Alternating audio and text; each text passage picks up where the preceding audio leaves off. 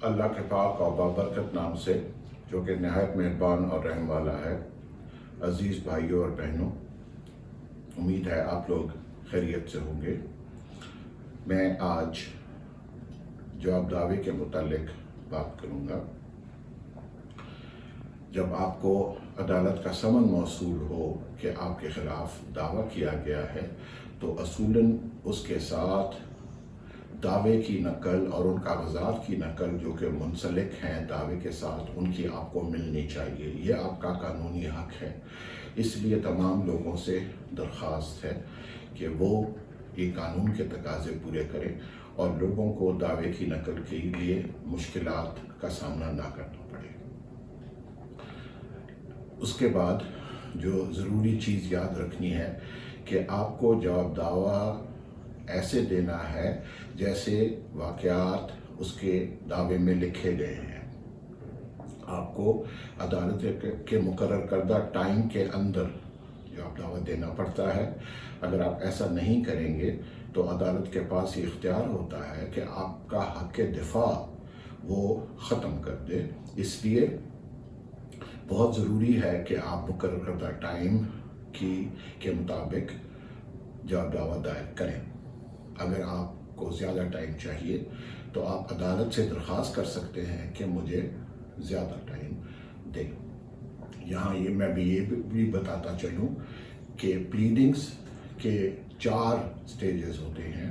आमतौर पे दावे के बाद लोग जवाब दावा दाखिल करते हैं, मगर अगर मुद्दई जवाब दावे के बाद चाहे कि उसको जवाब दावे का जवाब देना है तो उसको जवाबुल जवाब कहते हैं, और उसको जवाबुल जवाब दायर करने का इख्तियार है, जिसमें वो कोई नई चीज़ जो कि जवाब दावे में दी गई है उसका जवाब दे सकता है, या उसके मुताबिक अगर कोई वाक़याती चीज़ ऐसी आई है जिसका जवाब देना ज़रूरी है तो वो जवाब देता है।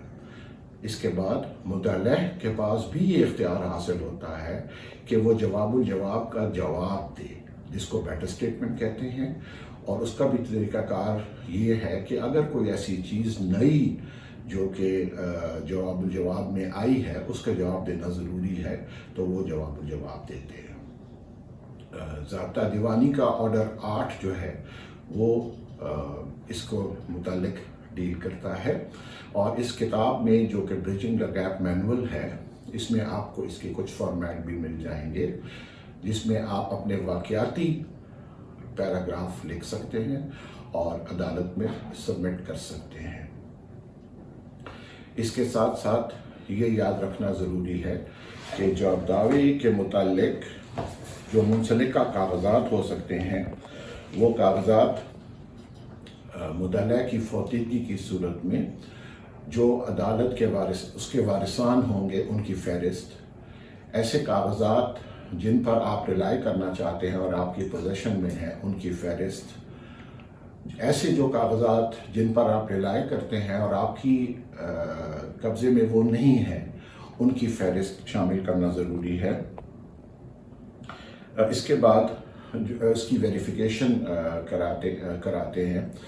जवाब दावे के 2 मेन कंपोनेंट्स होते हैं, 2 हिस्से होते हैं, एक उज़रात तमहीदी और एक उज़रात वाक़याती। उज़रात वाक़याती में पैराग्राफ जैसा भी लिखा गया है दावे में उसका जवाब देना पड़ता है उसी पैरे में, उसके हिसाब से।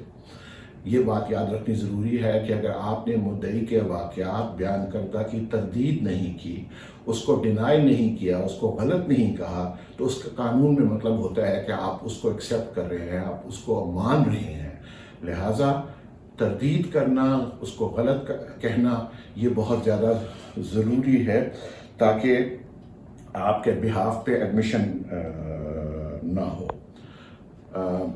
इसके साथ साथ वाक़यात में अपना कंटेंशन जो आपका है, जो अगर मुद्दई ने कोई अपनी वजाहत लिखी है तो आपके ख़्याल में जो आपकी वजाहत है उसको ज़रूर उसके अंदर लिखें ताकि आपका कंटेंशन ज़ाहिर हो सके।